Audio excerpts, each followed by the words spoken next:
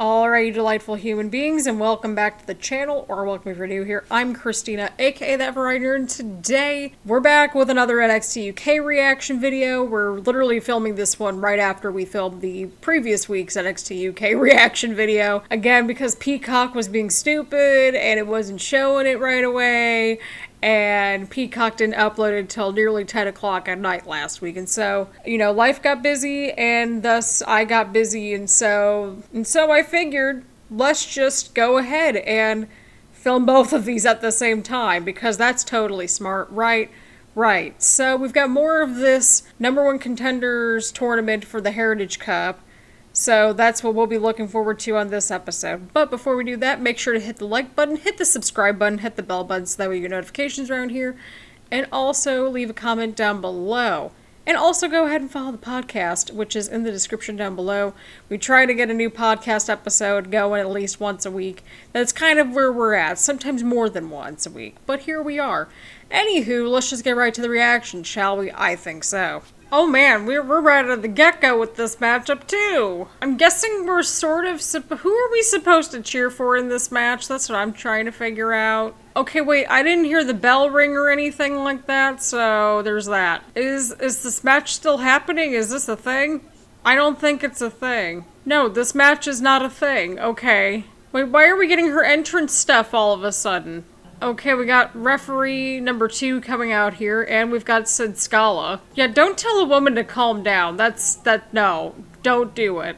Don't do it, Sid. I don't know what we just saw, but I mean, that's certainly one heck of a statement from Blair Davenport, and I want to know what happens next. This tag team is so perplexing, but I'm kind of here for it. I mean, hey, if it gets them if it gets them inside the ring and on television, then I'm cool with it. Alright, so Dave Mastiff started things off, but now we've got Jack Starz in here. I really like this character development that we've seen over the past several months with Jack Starz. I think it's interesting. But I mean, hey, they're on the same page, and you know what? I'm here for that. I know this matchup is to really just showcase, like, Starz and Mastiff as a team, but, like, their tag team chemistry is actually not too bad, which makes this a little bit more enjoyable. Of course we had a distraction somewhere. Of course we did. Honestly, I just want Dave Mastiff to just go through everybody at this point. Poor Jack Starz has gotten a bit of a beating. Perfect. That's exactly what we're getting right now. Okay, that was a very unique tag team move right there. That was quite cool. Overall, I mean, hey, I enjoyed the match for what it was, and we're just gonna see what happens from this point onward with this intriguing tag team that we have on our hands.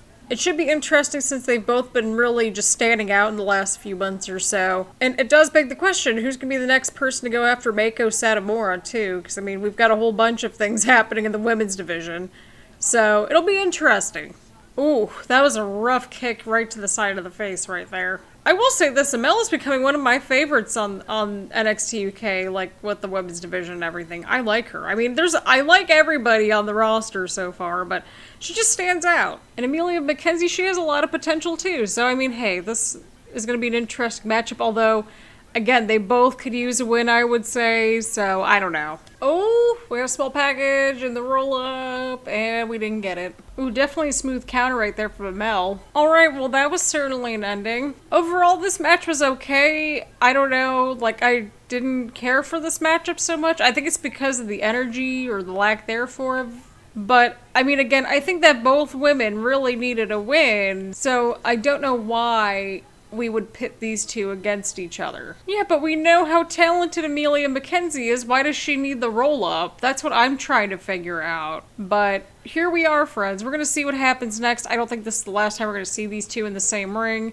just based on that ending and that sort of thing. So we'll see how things unfold. Alright, here we go. We've got another opening round matchup in this number one contenders tournament for a championship opportunity for the Heritage Cup. And again, as per usual, let's just hope and pray that that goddamn cup makes it to the video game.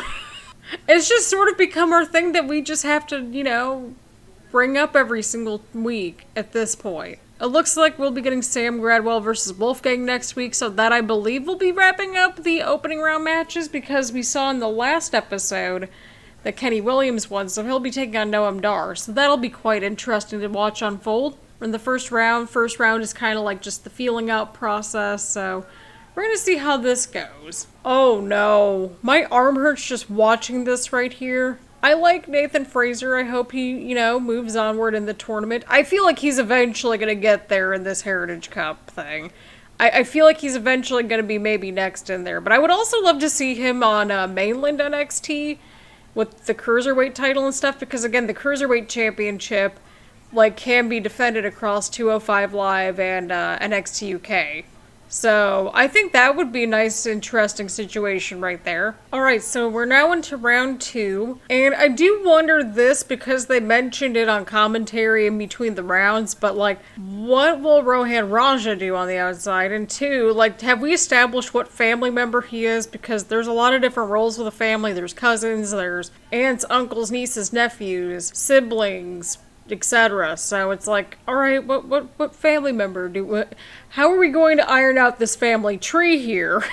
Alright, well I think I got my question answered somewhat, in the sense of how Rohan Raja is going to get involved, because, Nathan Frazer went for a dive onto the outside and just crashed right on into him. And then Teoman just went unhinged right there. And Teoman gets the first fall, so I mean, hey. That's motivation enough, so essentially do not attack any member of his family or else you will perish. That's what I got out of this. I don't know if Nathan Frazer's got a way out of this match now. I think this might be Teoman's match. Oh dang, they're on the outside of the ring now, and I guess Nathan Frazer just got caught up in the ring apron right there. I mean, unless if Nathan Frazer's got this fiery comeback, again, I don't see how he's going to win this match. Oh, well, he ducked right out of the way, so that could definitely help.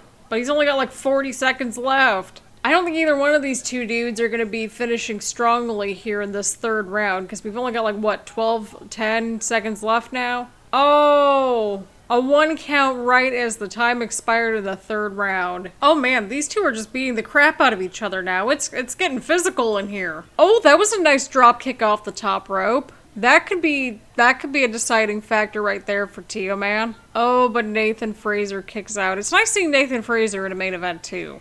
Okay, somehow Nathan Frazer just picked up the second fall of this matchup. It's tied 1 apiece right here. I think it was kind of more of a sneaky pinfall, I believe, right? it was one of those blink and you miss it sort of thing. So I think that's what happened. Where did Nathan Frazer get all this energy from? Because Teoman was just beating the crap out of him in the first couple of rounds or so, right? He was kind of just getting his butt whooped for a little while. I still have a feeling that Teoman's gonna be pulling out this win here. Okay, but Frazer keeps looking at Rohan Raja quite a bit here, and that's kind of what I'm thinking here. Oh no. See, Frazer's getting his eyes off the prize here. He needs to focus on Teoman. We've got 1 minute left in round 5. Let's see what unfolds here. Oh wait, there's Rohan again. Oh, Teoman ducked. Alright, so I guess Teoman's gonna be facing either Wolfgang or Sam Gradwell next time that we see him in this tournament. I mean, it was a good match. I thought, everybody looked pretty good in this matchup, especially Teoman. I thought Teoman stood out way more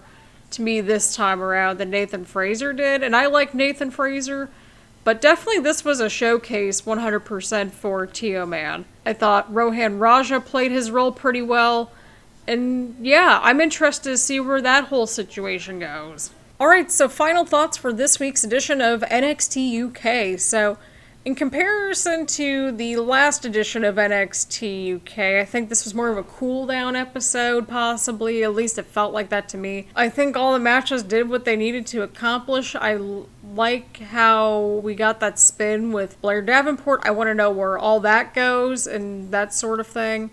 And then, of course, I want to know how this tournament pans out for the number 1 contendership for the Heritage Cup. I would say that probably, if you had to watch one match, I would say watch the main event. But again, in comparison, the last couple of episodes of NXT UK, I feel like this was kind of like alright, let's have a breather kind of a week, right? And again, all shows have that: wrestling, drama, sci-fi, whatever, right? But again, it's one of those alright, we're just going to take a breather this week and just see how things pan out moving forward. So, on that note, let me know what you all thought of this week's NXT down in the comments down below. Leave a like, leave a comment, hit the subscribe button, hit the bell button so you get notifications, and make sure to follow me on social media. All those links are in the description, including to the podcast, where we, as of recording, we have 2 episodes, and we'll be diving into another episode or two coming up, I would say this week. So get excited for that and all the upcoming reactions we're about to be getting up and running on the channel, that sort of. So on that note, thank you all so much for tuning in, and I will see you all around later. Bye everyone.